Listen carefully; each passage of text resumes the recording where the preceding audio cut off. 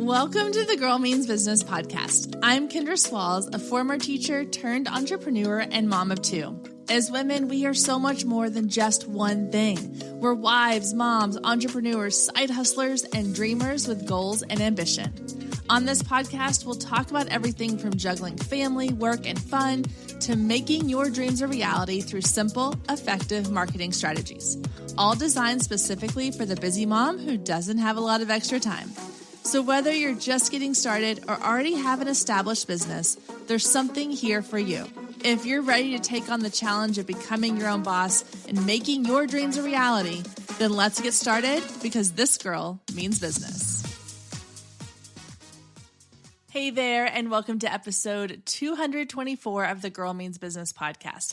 This week is an interview episode. I am chatting with Brittany Strum, who is a family and newborn photographer. She has over 13 years of experience, and in 2021, she started using her photography background to coach other photographers on how to build a profitable photography business in just less than 15 hours per week. This sounds pretty amazing, right? She's also the host of the Capture the Chaos Photography podcast, where she shares tips and tricks for photographers to run their business without experiencing burnout. So today we are talking about her main talking point here, which is the 15-hour work week. And she's going to be sharing all of her tips for how you can be productive and profitable in 15 hours a week or less in your photography business. Now, if you are not a photographer, don't worry. I don't want you to skip over this episode. There's still going to be tons of advice and tips on how you can be more productive and more profitable in your business, even if photography is not the industry that you are in. So Brittany is sharing all of her best strategies specifically for photography, but it will apply to a wide variety of industries. So make sure you give this episode a listen, no matter what your niche or niche, however you say it, is. All right, so without further ado, let's get to my conversation with Brittany Strum. Hey guys, I'm excited to welcome Brittany to the show today. Hi, Brittany. Welcome to the Girl Means Business podcast. How are you doing? Hi, I'm so excited to be here. Good. I'm excited to have you. I'm excited to talk to another photographer and go into all the things about business and productivity for small business and creative business owners. But before we do all that, tell us a little bit about yourself. I know we're both in the Dallas area. We're both photographers. So tell me a little bit about your kind of backstory and how you got into what you're doing today. Well, first of all, I'm a little bit of a fangirl because I've heard your name around town for a while. So it's really exciting to sit here and talk to you. Okay. Me, how I got into photography, who I am, what I am. My name is Brittany Renee. I am kind of a hot mess express. So if I really mess things up, I really apologize in advance because that's what editing's for. It's all good. I know. And sometimes I'm just like, well, that's life. All right. So I started photography about 13 years ago. I lived in Hawaii at the time and I got a camera. I saw a girl who was doing photography and I was like, that looks easy. So I bought a camera and I was very wrong about it being easy. I did the whole charge $60 for a session, run myself ragged over time. Photography wasn't my full-time job until 2016, I think is when I quit my full-time job. So when I was in Hawaii, I hadn't finished college. I came back to Texas, finished college, got a full-time job, did all that, decided I wanted to stay home, quit my job and be a stay-at-home mom. And that lasted for about 3 months. Being a quote stay-at-home mom was not for me. I can't not stay busy. I like to be moving. And so photography started picking up for me then. And it really just grew into something really incredible that I didn't even know photography could be. Because at the time, I had no intention of making it a real job because I didn't know it could be a real job. And it just kind of started picking up and building. And I learned a lot of really good lessons. And I learned not to charge $60 a session. I had my third baby and realized that I just could not keep on working the way I was and eventually had to kind of start chilling out, raising my prices for sure, and just figuring out how to balance life with 3 kids and a photography business that I didn't ever mean to have that kind of grew out of, I guess, my love for it and loving to stay busy. Yeah. I think that's a lot of people. I mean, like the idea of, oh, I want to work for myself. Oh, I want to start this business. And then you get into it and you're like, oh my gosh, like there's that, what's that? There was a video going around for a while that was like, I didn't want to work a 9 to 5 anymore. So I quit my job and now I work 24/7. And like, that's so true. Like we think we're going to have all this time, but when you work for yourself, when you run your own business, like it does become a 24/7 thing. I mean, I know I've spent many late nights editing or emailing clients, and luckily I learned like the schedule for later button so that I'm not actually emailing them at like, 2:00 in the morning when I think of something. Yeah. But I think it can become really this obsessive, overwhelming thing because we're like, oh, we don't have a clock in, clock out time. And so let's just do this all the time. My husband used to make fun of me. He's like, you work more than I do. And I was like, yeah, that's probably true. But also I'm starting to make more than him now too. But I'm also starting to work less than him because, I got tired of that. I hate staying up late at night. I hate not getting to nap and missing things that the kids, I don't like missing the stuff my kids are doing. I like to, be there for them. I like the PTA mom being at the school and not having to run my life around work all the time. That's not what I wanted to do, but I was doing it for a while. I did that thing. Yeah. And then I started figuring out that it didn't have to be like that. And that was kind of magic when I started realizing that. Yeah. It's a game changer. And so how old are your kids? 9, 6, 4. They all just had birthdays, so I'm having to get used to the new ages. Same. Mine are 11 and 7. I'm like, I have to remember to say 11 and 7 and not 10 and 6. Right. Which odd numbers are for whatever reason harder to say, I think, in the even ages. I agree. But yeah, so same thing. Like and for me, it was when I quit teaching to run my business full time, I had a 1-year-old at home. My oldest one had just started kindergarten, and then I had a 1-year-old. And I kept thinking like, oh, I'm going to have all this time. It'll be great. And then I realized that no, I was actually working so many more hours. And then on top of that, trying to be, involved with her and active with her and trying to do the whole like kindergarten mom thing. And then I kept telling myself, okay, well, when both kids are in school, then I'll have all this time. Yeah. And that was the other lie I made for myself. I was like, oh yeah, they'll both be in school. I'll have like from 8 a.m. to 3 p.m. It'll be great. I'll have all this time. And for whatever reason, time goes faster. Like, I think there's some scientific proof here. Like, time goes faster when your kids are not at your house. Absolutely. I don't understand how it works, but like my day is already almost done. My kid's about to be out of school soon. And I'm like, what have I done today? I mean, I did things, I went to Target. I took a walk. I edited a little bit. I mean, I got some stuff done. It's been pretty productive, but still, like, it's going fast. Yeah. But that's the thing. I think like what you just said is a good point of, and we'll probably get into this when we talk about like how to be more productive in your day. But I think a lot of times, like we have this idea of like, oh, I have all this time, or, oh, I did so much today. But then you really look at like the things you were doing and you're like, wait a minute, I spent an hour and a half, like updating my website. And I'm doing that in air quotes because that's one of the things I hear a lot of like photographers or small, they're like, well, I just need to update my website and that'll get more people coming in. No, it's not. Sorry. Love you. Your website's great. You don't need to spend an hour and a half updating your website to get more traffic to your business.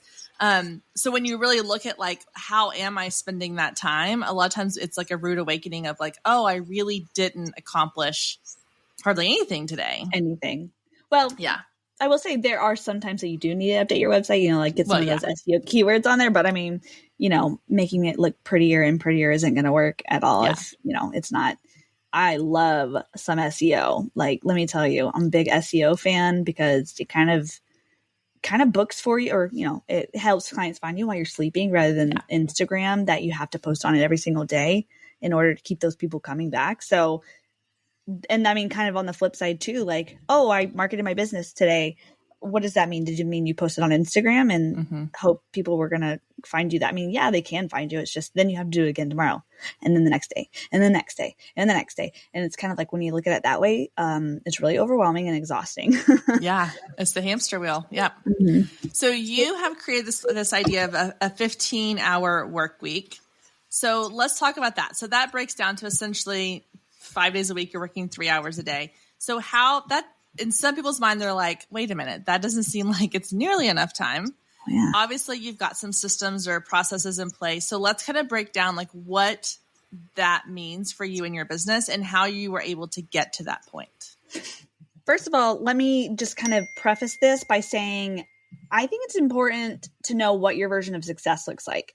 So, if you're wanting to, hold on, let me back up there. I think it's important to kind of think about what your version of success looks like. For me, my version of success is making enough money to buy groceries, take my family on vacations. Maybe it's not necessarily six figures, which I've hit the 6-figure mark and I was like, okay, now what? It wasn't everything I thought it was going to be. And so I had to take a relook at my life and be like, what is it that I really want? And it was to actually work less, to hang out with my kids who are almost all going to be, I have one more year with my daughter and then she'll be in kindergarten. And then I kind of started making me a little sad. Like I want to spend this time with her, and not be like, oh, mommy's got to be on the computer right now. Mommy's got to work. Mommy's got to work. So my version of success might not look like $100,000 plus anymore. It might look like being able to make enough money and still spend time with my kids and have free time. Hello, what's that? Like that is a new concept that I'm coming up with right now in my life, because I haven't had a lot of free time in a long time. So what was your question again? Sorry. Well, let's talk about like how you are able to make that work and still be like successful in your business. Like I do love that your idea of success is more time freedom. That was one of my big things. And one thing I've struggled with, like the idea of having time to just enjoy, because I think a lot of times we think like, oh, I'm doing this because I want to have more time with my family, or I want to have more time to do the things I enjoy. But then you realize you're like, wait a minute, I'm not actually doing the things I enjoy. Like I love to read. I love to just like sit on the back patio and read a book for an hour. And one day I woke up and I was like, I can't remember the last time I like sat on the patio and read a book. So why am I not doing those things if the whole reason I built this business was to have more time for the things I love? And don't get me wrong, I do love working in my business. It is fun. It's exciting for me. But I also want to build in that time so that I can go and read a book or go have lunch with a friend or go be at my kids' field trips or whatever. So how were you able to kind of scale back a little bit and still have that momentum in your business that keeps clients coming in? Well, the very first thing that I did, and this was about a year ago, whenever I went to my business coach and I was like, I am overwhelmed. I have no time to do anything because my kids are always home. They're underfoot. I was mad at my kids for needing me. And so that was really frustrating for me because one, of course my kids need me. And two, I'm like, how am I supposed to run this business whenever I'm also a mom? It just didn't feel possible. And so the very first thing she told me was to, put my kitchen to bed at night. Basically, I don't know if you've heard people say that, where you clean up your kitchen at the end of the night. And that was like, honestly, like sounds really simple, but it was a game changer for me. I did it before the kids went to bed and they would help me pick up the house and we would just clean the kitchen. We would just clean the house together. And then I would put them to bed. And then I would have a couple hours that I could work before I went to bed and still able to go to bed at a decent time. So that really started this ball to start got this ball rolling for me to figure out where else in my life can I kind of fix my schedule, I guess you could say. So I did a time audit. For 4 or 5 days, I just wrote down every single thing that I did, like every little thing. Took the kids to school, made lunch, did this thing in my business, did that thing in my business, sent emails, everything I did, I wrote it down. And then I went and I also wrote down like how long I was doing them for, just so I had an idea.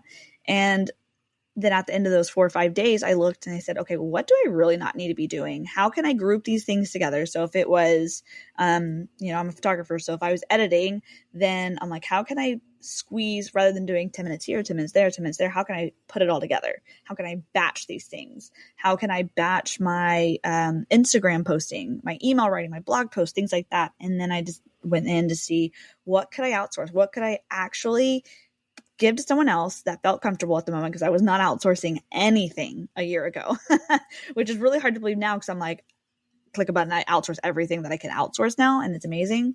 Or that I feel comfortable with outsourcing, I guess I should say.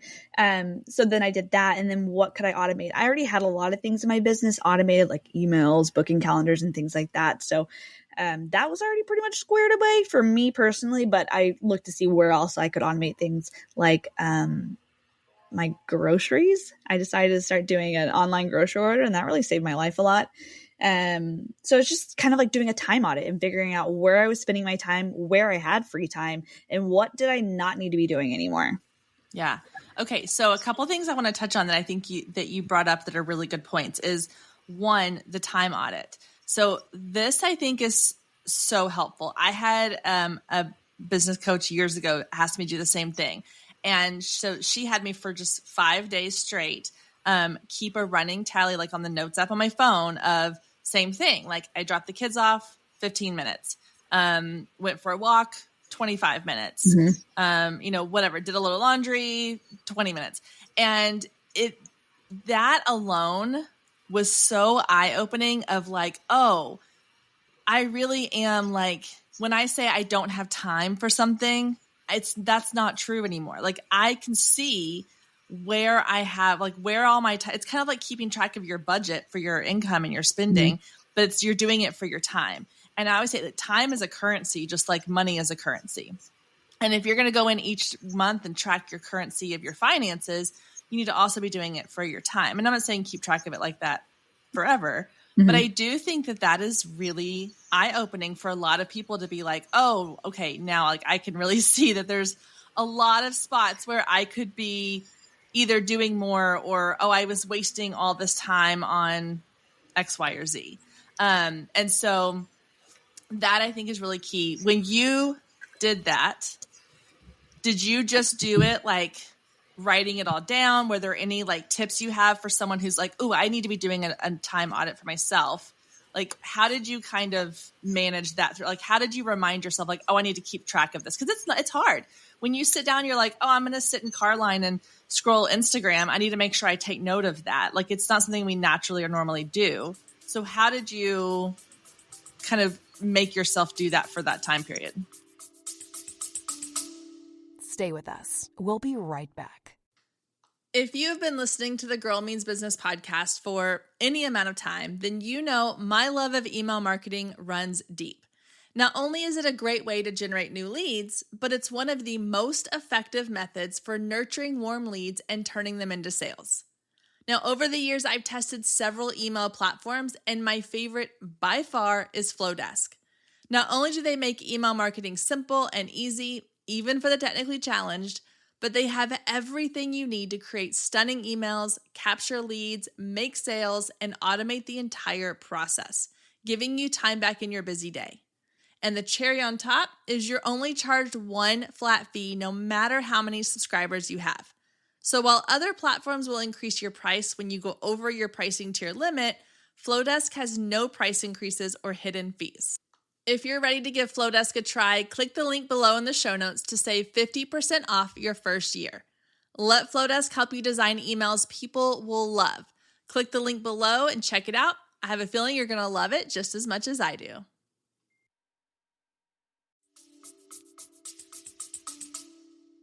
I think part of the issue is if you don't make something a priority, then you're not going to do it. Like it's easy to forget something that's not a priority. And so at that time, I really wanted this to happen. And so it was just priority. So it was something that I remembered to do.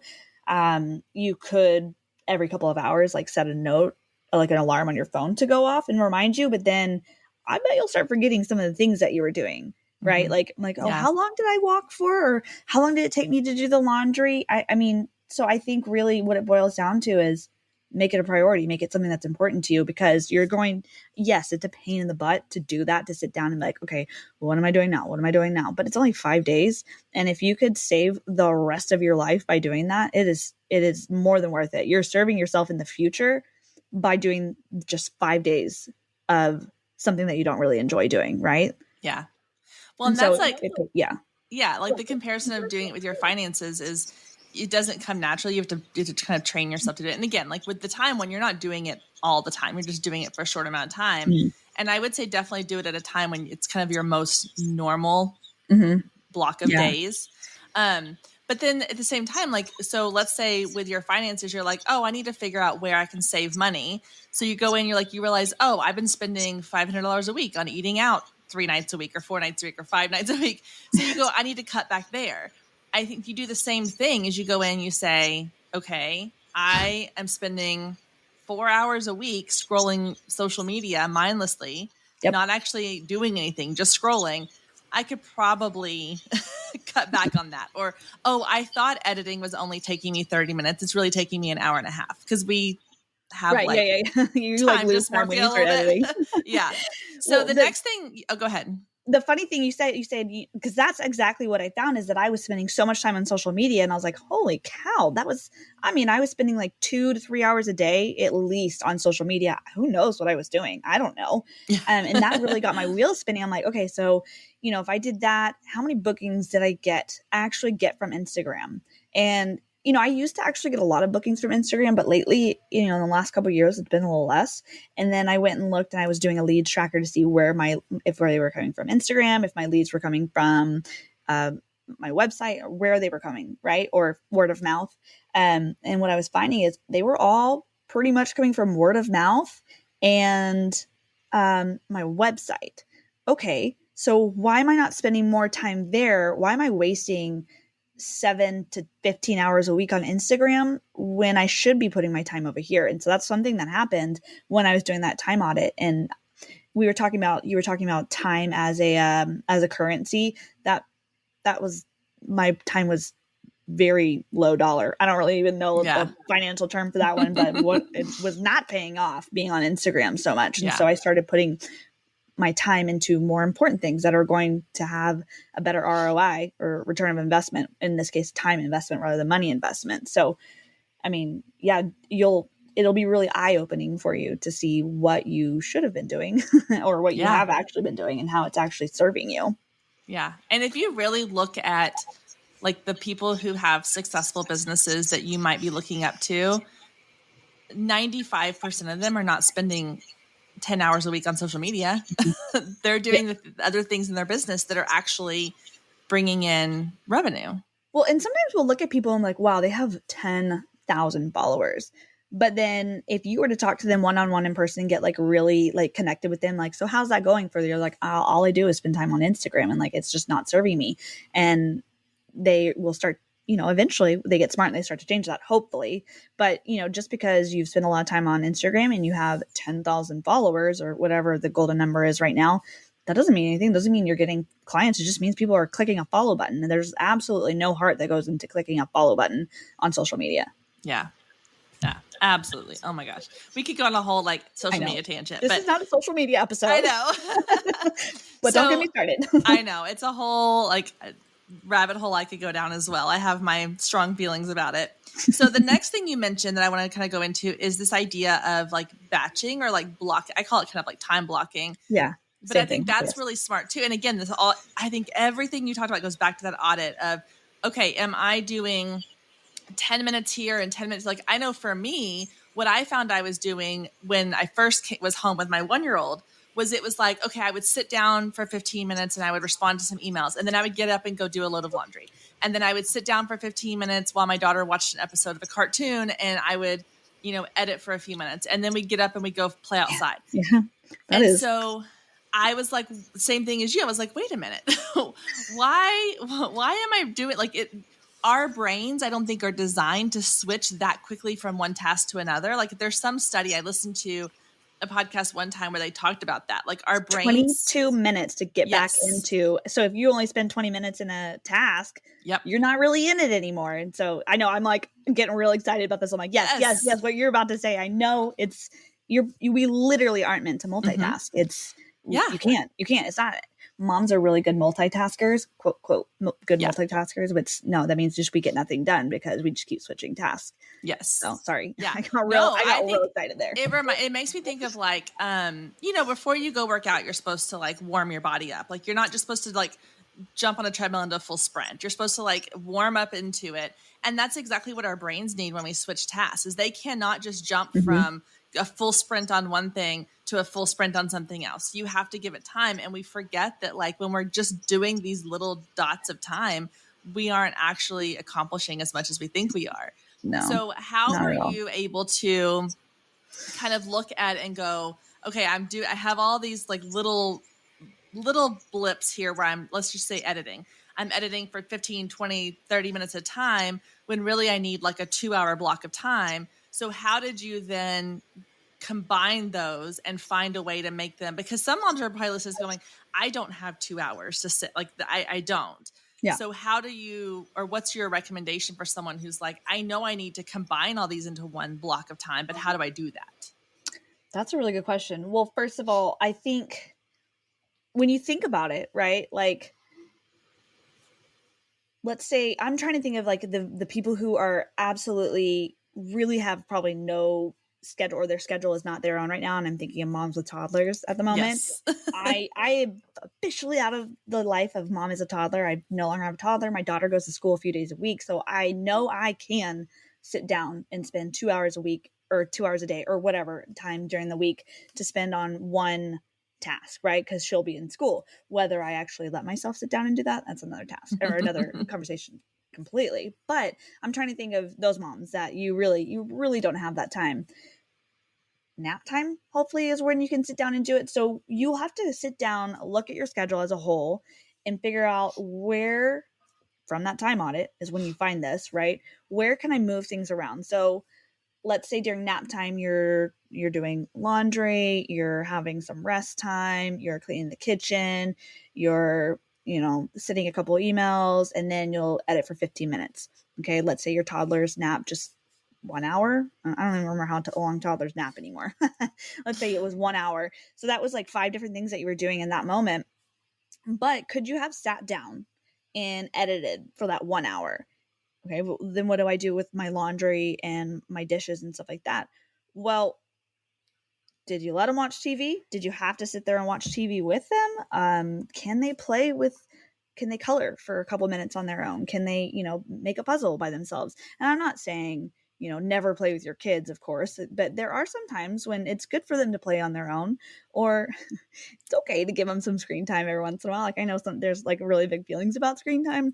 I don't mind screen time. I'm just going to put that out there. But even if you don't, if you don't screen time, they are capable of playing for a few minutes while you throw in some laundry, or, just think about how you're using your time. What can you do when your kid's awake versus when your kids are asleep, and that's what I was doing. I was spending all my time cleaning when they were asleep for some reason, instead of when they were awake, because it's a lot easier for me to have brain power to clean with them awake, even though they're probably destroying things as I go, right?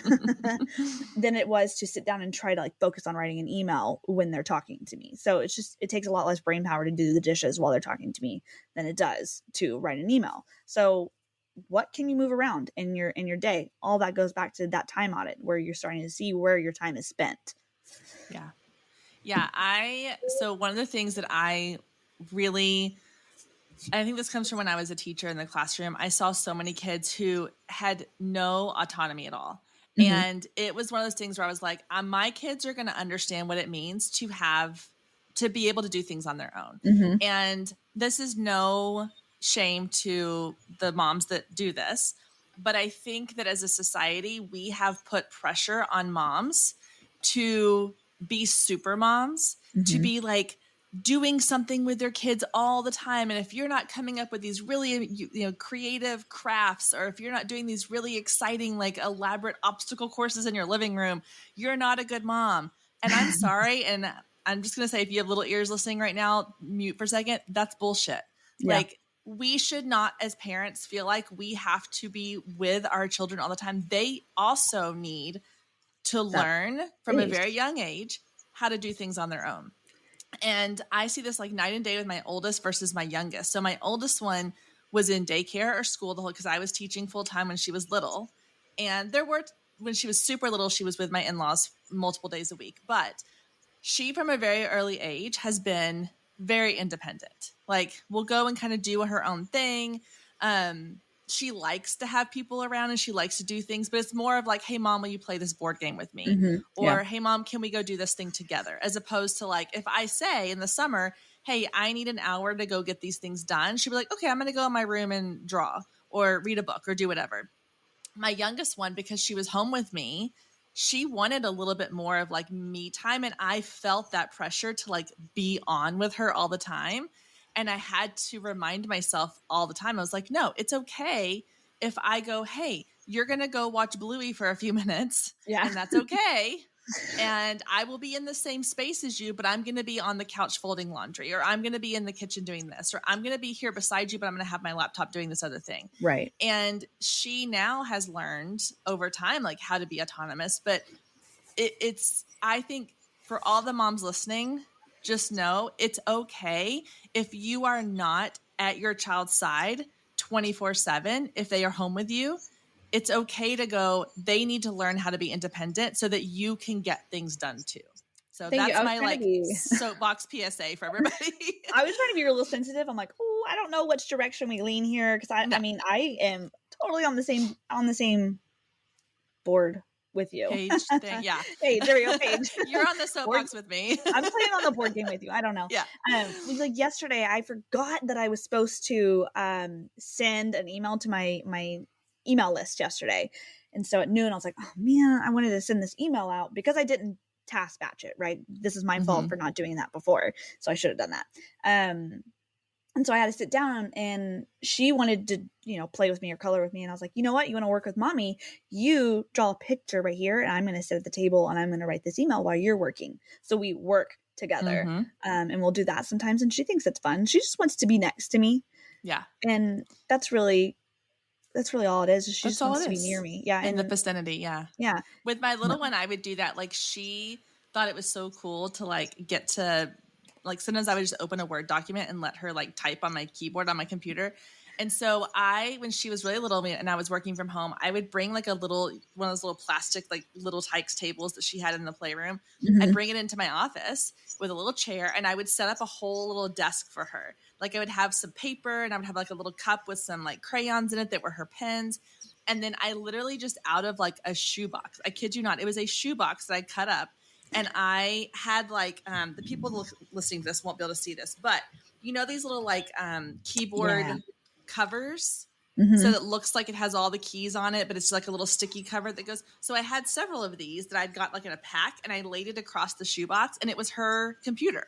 And so she got to think that she was like working while I was working.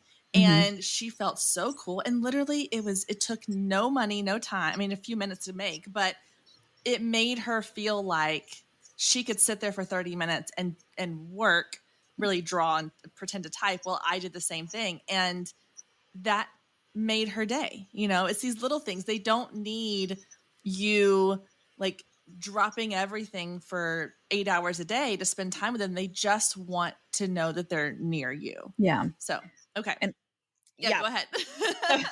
I mean, I don't mind them making a mess as long as they're quiet for a little bit. And so we'll do like kinetic sand and Play-Doh and stuff like that. And then I walk, I look over and there's kinetic sand everywhere. And I'm like, it was worth it. It was worth it. I got, I got to get something done. And that's what I was talking about, making a mess as I'm trying to clean. Like, but another thing that I automate, I quote automate, when I think is really funny calling it this, is I have it like a Roomba. Oh yeah. Every night I have to, we pick up the floor every night. And so then my Roomba goes every night. And so that's how I automate cleaning my floor. Okay. So that's a perfect transition, because that's the next thing I wanted to talk about, was this idea of like outsourcing and automating. So what I had kind of, and it wasn't really, I don't know if I would call it like the light, but it was like this aha moment when you said this. And you were talking about automation. My immediate thought went to like automating things in your business. But then you were like, I automate my groceries and the Roomba. And I was like, well, duh. Like, we automate our personal lives to give us more time too. And this is another thing that's like, I don't know why we feel this way, but it's like we feel guilty automating things in our personal life, like grocery delivery. So I love grocery delivery, and it has its pros and cons. Obviously, like, it never fails they swap something I don't want them to, but whatever. But or if it order saves a 5-pound bag of broccoli on accident, that's fine. Or what I thought was like a large package of thing is like one item, but I'm like, well, crap, that didn't work out. But the time, because where I live, it takes me 30-40 minutes to get to like a big name, like a Kroger grocery store. And so for me to do a round trip, like grocery shopping, walk the aisles kind of thing, it's a 2-hour ordeal. And that's 2 hours of my day, where if I can just go on to Instacart, or I do Amazon Fresh a lot of times, if I can spend 20 minutes ordering on there and have it delivered to my house that afternoon or the next morning, that makes it's so much easier. And yeah, like there's a little fee associated with that. But to me, the gas money of driving somewhere and the time, again, my time is currency. if I can spend that $15 fee instead of having to spend it on gas or time, and I can make more money in my business because I automated that one thing, it all comes out balanced to me. And Yeah. so that was the thing. I was like, yes, we need to be not only automating in our business, but automating in our household as well. So what are some of the other things that you automate in your life, business or personal? Stay with us. We'll be right back. Hey, photographers, are you ready to make 2024 your best year yet? Growing a business is tough.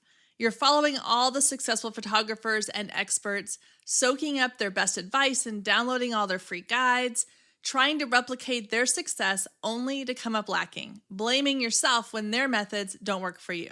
But the truth is, it isn't you. Free content and one-size-fits-all courses can only get you so far.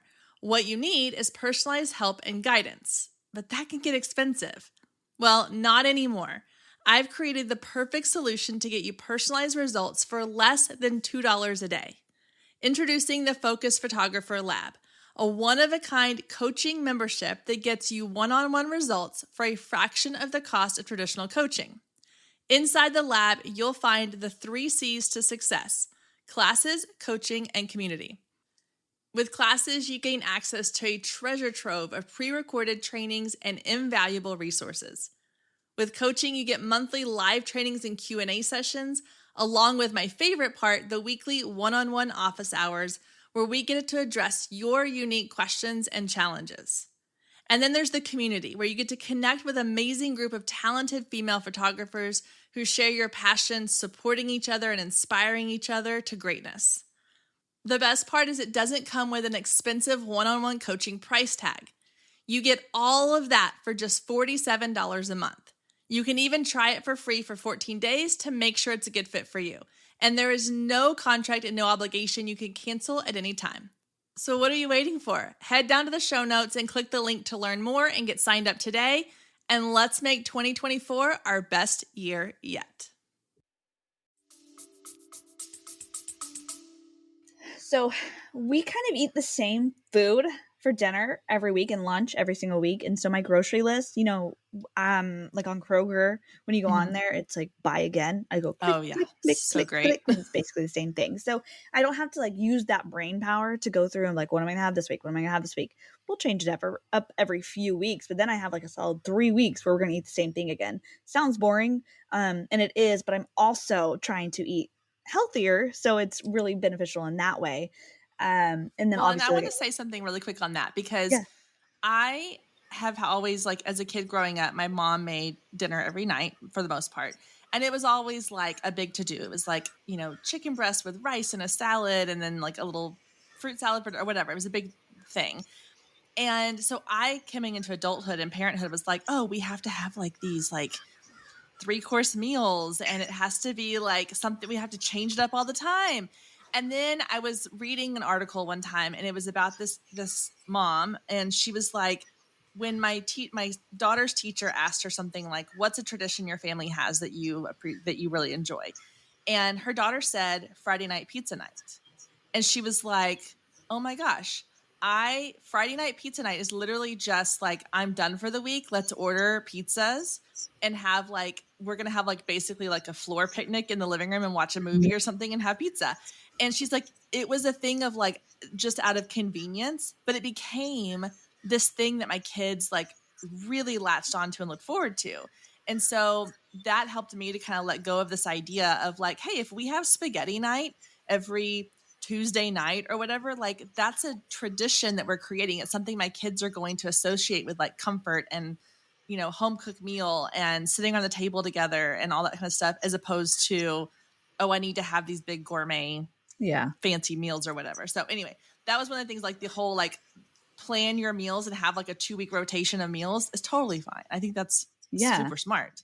I mean, and my kids are really picky. And so when we find something that works, we go and stick with it, because otherwise I'm making 5 different meals, and I'm not doing that anymore. I used to make a different meal for me and my husband and then the kids. And I was like, we're not doing this anymore. So we just worked on finding something that the kids eat. And they pretty much eat every meal with us now. And that's like a huge, one burden off of my shoulders. And also just like, it's something that I never thought would happen for us, but it did. And they're mostly healthy. So I'm really, really proud of that. But you wanted to know what else I kind of like automate in my life. I wish I could automate or outsource, I guess, someone cleaning my house, but it's just not in the budgets these days right now. But one day that's going to be in there. But you could automate or outsource having someone else clean your house or mow the lawn or whatever. But I have 3 built-in house cleaners who make really big messes, but I am teaching them to clean up because I am teaching them life skills. And so we have really started teaching them to unload the dishwasher for us and, clean up their own toys or clean up, we're really trying to get them into helping us. My next thing this summer is to get them to help me learn to start cooking a little bit. Oh yeah. That's a big game changer. Yeah. Yeah. So that's right now it's kind of a lot of work to teach them to do that. But I know that once they kind of get that habit down, it does make my life a little easier. And so that's the thing that we're focusing on right now is, and of course, if you don't have kids that are of that age, start teaching them when they're young. Yeah. Give them a broom. One of those little tiny vacuums that were light for handy kids. vac things. Yeah. Yeah. whatever you can do to start teaching them now, because your life will be a lot easier when they start doing it when they're older. Yeah. One of the things I tried for a while, and I didn't stick with it because it almost became just one of those things. It's like, it sounds really great, but there's a company nearby us that does they will do your laundry for you. They have a thing where it's like Monday morning, you leave 2 laundry baskets on your porch with all your dirty clothes. And then by Wednesday morning, they have them back on your porch, in your laundry bag, folded and ready to put away. And I was like, this is so smart. It became one of those things where both my kids play sports. And so I was like, I was still doing laundry anyway.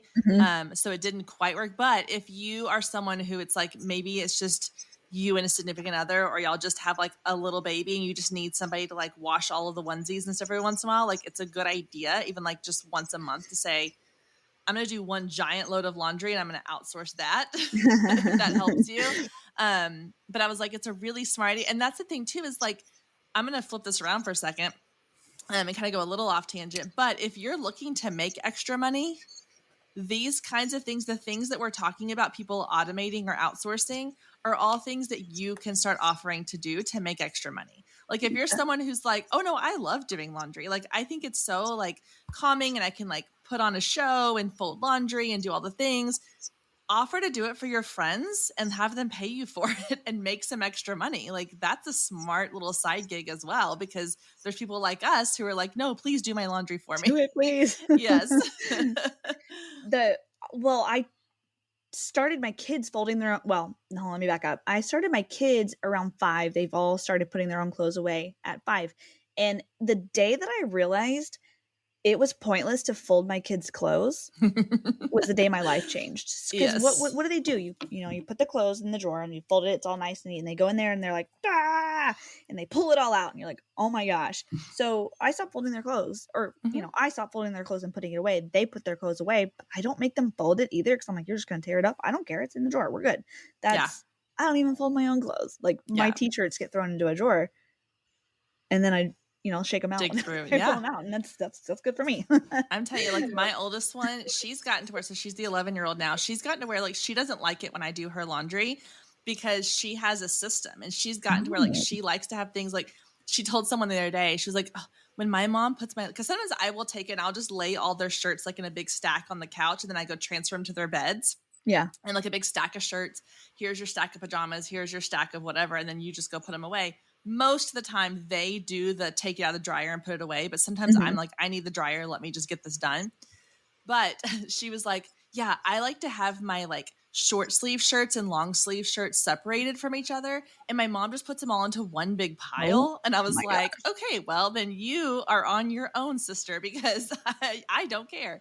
But that's also a moment when you're like, yeah, she's been doing her laundry since she was probably 5 or 6 years old. And same as you, it started with me saying okay, we're going to fold these together and then you go put them away. And I have my kids hang as much as possible because that way we don't have to worry about it being crammed in a drawer somewhere. Yeah. Or we have like baskets on their shelves. They just toss things into baskets. But yeah, it's little things like that. And like the cooking thing, like my kids make their own lunches each day. Like they have designated spots where it's like, you have to have at least these three categories in your lunch, but then you go decide what you want to put in your lunch. I think it's going back to the whole idea of like, we don't have to be with our kids 24/7. We also need to teach them how to survive in the world without us. And that can start at a really young age. And it saves our sanity first. Like I used to think, oh, I'm such a bad mom because I don't make my kids lunch. And there were times my kids took crap for lunch. Like, I mean, I was like, I didn't even check her lunchbox. She probably has a couple graham crackers and some Nutella. Like that's her lunch. And I was like, I'm such a terrible mom. But I was like, no, I'm not a terrible mom. I am I'm helping her like learn lessons herself, you know, like, so we need to reframe what it means, in my opinion, for us to be good moms and good like entrepreneurial examples of what it means to be a woman building a business at the same time.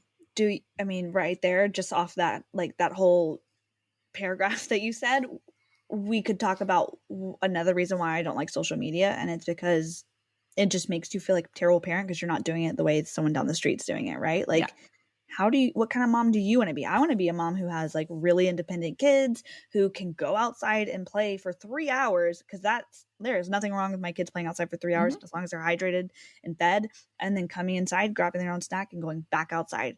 The days that my kids play outside literally all day are the days that I'm like, I feel like I'm winning as a parent. Yeah, you've like, done something right. Yeah, it's amazing, you know? Yeah, so. I agree. I mean, yeah, that's a whole other, like I have a whole philosophy around kind of this free range parenting and like letting them make their own choices and learn natural consequences. And so like the thing with the lunch, like, yeah, my kid took graham crackers and Nutella for lunch one day. Well, the natural consequence was by 1 o'clock, she was starving to death, you know? And and so her teacher was like, yeah, she ate 3 bags of goldfish for snack. And I'm like, well, that's because she didn't pack a good enough lunch, you know? And so little things like that, I don't think she's ever done that again. Now she knows to fix a turkey sandwich to go with those graham crackers and Nutella, you know? Yeah. A little bit more. Well, I like to, my kids buy lunch at school. Yeah, we do that too. Yeah. Yep. Yeah. I think just bottom line, like when it comes to parenting and doing this whole, like running a business and being a mom, you just do what works best for you. And that you feel confident in the fact that you're raising good kids, you are able to get things done for yourself. And it's okay if it doesn't look like what I'm doing, what Brittany's doing, what anyone else on the internet's doing. It's what works for you and your family. And so I think that's just kind of, we need to have more of that in the world. I totally agree with you. Well, Brittany, thank you so much. There's a million different little side conversations we could have had today on this chat, but I really appreciate you coming on and sharing your insights and helping us to kind of hone in our time and be more productive in our days, get more done, and feel like we are getting ahead in our business and not just kind of struggling to keep our head above water. Let everybody know where they can find you, how they can follow you, what you have for them that might be able to help them a little bit more. I am on Instagram, even though I had a lot to say about Instagram. I like to connect with people and have conversations in the DMs and things like that. So if you want to find me on Instagram, you can find me at Brittany Renee _photo. Are you going to link it later? Or should yes, it'll all be in the show notes. Yes. I have a weird spelling on my name, so I always have to spell it for people. So Brittany Renee _photo. Sorry.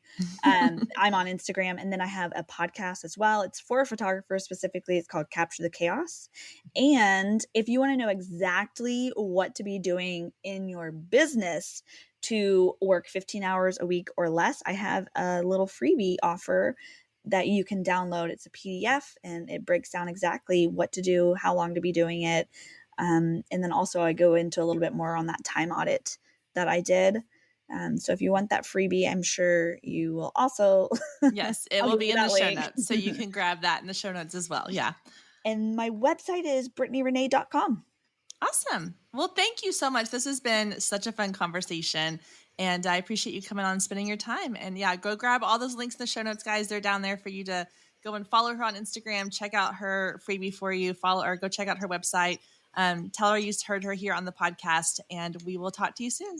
Thank you so much.